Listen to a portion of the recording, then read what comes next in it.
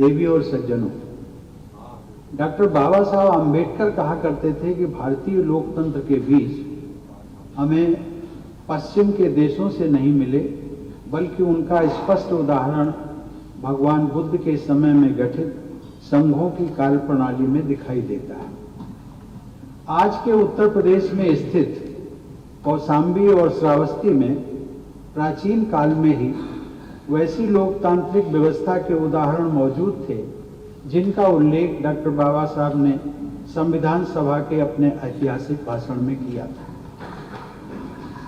आज आप सभी जनप्रतिनिधिगण उस प्राचीन लोकतांत्रिक विरासत के उत्तराधिकारी हैं। यह आप सबके लिए गौरव की बात है। साथ ही आप सबके ऊपर भगवान बुद्ध और बाबा साहब डॉक्टर आम्बेडकर के आदर्शों को आगे बढ़ाने की जिम्मेदारी भी है। सामाजिक समावेश की दृष्टि से यह एक अच्छी उपलब्धि है कि वर्तमान विधानमंडल में समाज के विभिन्न वर्गों के प्रतिनिधित्व का दायरा कहीं अधिक व्यापक हुआ है। लेकिन मुझे बताया गया है कि उत्तर प्रदेश की विधानसभा में महिला सदस्यों की संख्या 47 है।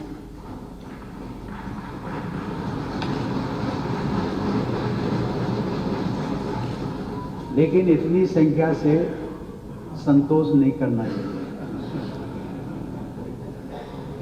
जो कुल 403 सदस्यों का लगभग 12% है। इसी प्रकार कुल 100 सदस्यों वाली उत्तर प्रदेश विधान परिषद के सदस्य वर्तमान 91 सदस्यों में महिलाओं की संख्या केवल 5 है, जो आज की तारीख में लगभग 5.5% है। महिलाओं के प्रतिनिधित्व में वृद्धि की व्यापक संभावनाएं हैं। ये आप सब पर निर्भर करता है कि इस संभावनाओं को हम कैसे तलाशें और कैसे सुधारें।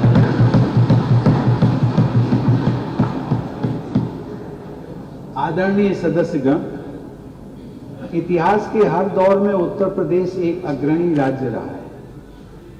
भारत की संविधान सभा में भी सबसे अधिक प्रतिनिधि इसी राज्य से गए। यही नहीं, यहाँ के प्रतिनिधियों का योगदान भी उच्च स्तरीय का था।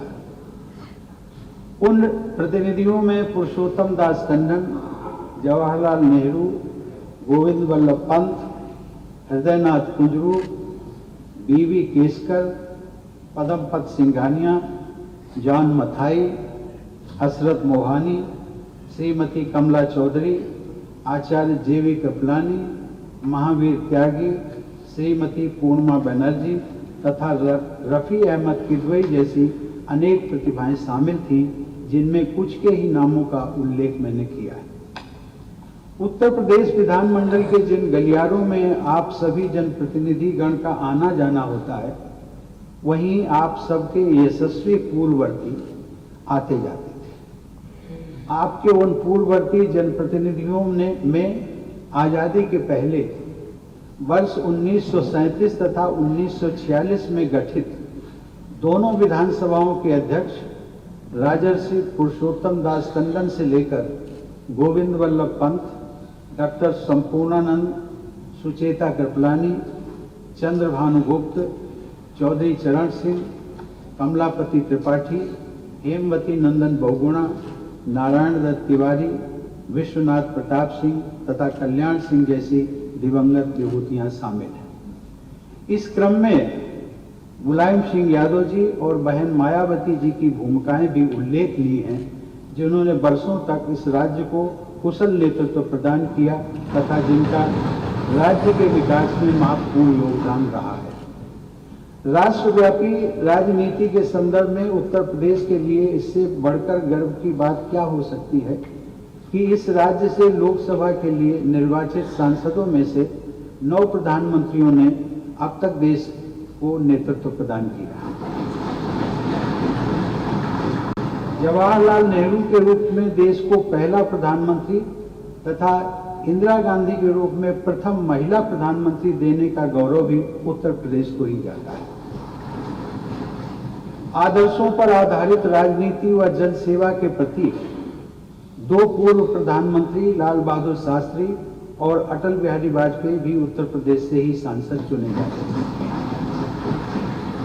चौधरी चरण सिंह, विश्वनाथ प्रताप सिंह तथा चंद्रशेखर जी ने सिद्धांतों पर आधारित राजनीति के प्रभावी उदाहरण प्रस्तुत किए। राजीव गांधी भी उत्तर प्रदेश से ही सांसद बने व प्रधानमंत्री चुने गए। लोकप्रिय प्रधानमंत्री श्री नरेंद्र मोदी ने अपने संसदीय क्षेत्र काशी को अपने गृह नगर की तरह अपनाया तथा देश के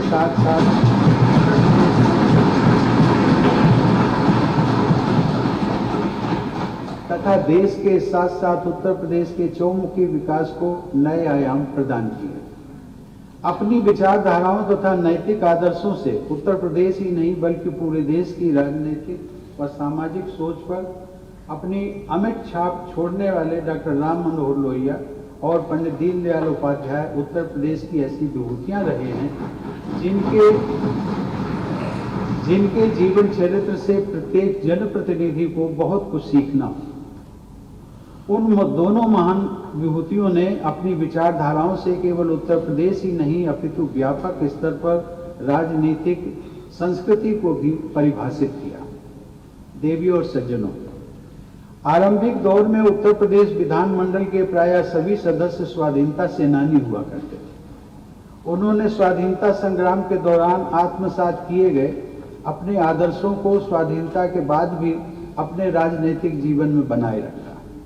उत्तर प्रदेश विधानमंडल का इतिहास अद्भुत उदारता और व्यापकता के उदाहरण प्रस्तुत करता रहा है। उत्तर प्रदेश में ही स्वाधीन भारत की पहली महिला मुख्यमंत्री के निर्वाचन का इतिहास रचा गया। बंगाल में जन्मी और सिंधी परिवार में ब्याही श्रीमती सुचेता कृपलानी राज्य की प्रथम मुख्यमंत्री बनी। उस ऐतिहासिक घटना को महिला सशक्तिकरण के आरंभिक उदाहरण के रूप में देखना चाहिए तथा महिला सशक्तिकरण की प्रक्रिया को आगे बढ़ाते हुए उत्तर प्रदेश को इस संदर्भ में एक अग्रणी राज्य बनाना चाहिए। मुझे ये जानकर प्रसन्नता हुई कि नीति आयोग की एसडीजी इंडेक्स रिपोर्ट 2020-21 के तहत महिलाओं और पुरुषों के बीच वेतन का अंतर देश के अन्य राज्यों की अपेक्षा उत्तर प्रदेश में सबसे कम है।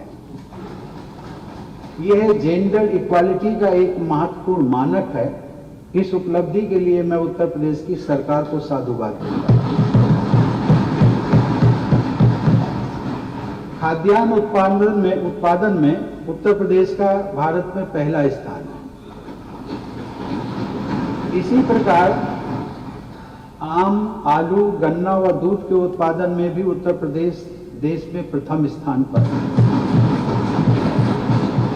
हाल के वर्षों में राज्य में सड़कों के निर्माण में अभूतपूर्व प्रगति हुई है। रेल तथा एयर कनेक्टिविटी में उल्लेखनीय सुधार हो रहे हैं। उत्तर प्रदेश के प्रतिभाशाली युवा अन्य राज्यों में तथा विदेशों में आर्थिक प्रगति के प्रतिमान स्थापित कर रहे हैं। अब प्रधानमंत्री श्री नरेंद्र मोदी तथा मुख्यमंत्री योगी आदित्यनाथ ने राजनैतिक व प्रशासनिक स्थिरता की संस्कृति का निर्माण करते हुए ये विश्वास जगाया है कि निकट भविष्य में ही उत्तर प्रदेश द्वारा आर्थिक प्रगति के नए कीर्तिमान स्थापित किए जाएंगे। पर्यटन, फूड प्रोसेसिंग, इंफॉर्मेशन टेक्नोलॉजी तथा अर्बन डेवलपमेंट की अपार संभावनाएं इस प्रदेश में उपलब्ध है। राष्ट्रपति के रूप में अभी तक मैंने 33 विदेश यात्राएं संपन्न करके उन देशों के साथ भारत के राजनयिक संबंधों को और मजबूत बनाने का प्रयास किया है। देश के सभी राज्यों व क्षेत्रों में भी भ्रमण करके जनता से मिलने का अवसर मुझे मिला है। निष्कर्ष के तौर पर मैं कह सकता हूं कि उत्तर प्रदेश में जैसी उपजाऊ भूमि तथा कृषि के लिए सहायक प्राकृतिक स्थितियां हैं, वे पूरे विश्व में तथा भारत के अन्य प्रदेशों में कहीं पर भी नहीं।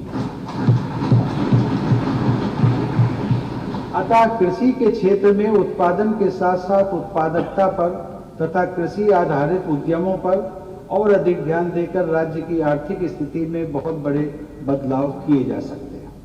मुझे यह देखकर खुशी होती है कि वर्तमान में केंद्र एवं राज्य की सरकारें मिलकर इस दिशा में निरंतर प्रयत्नशील हैं।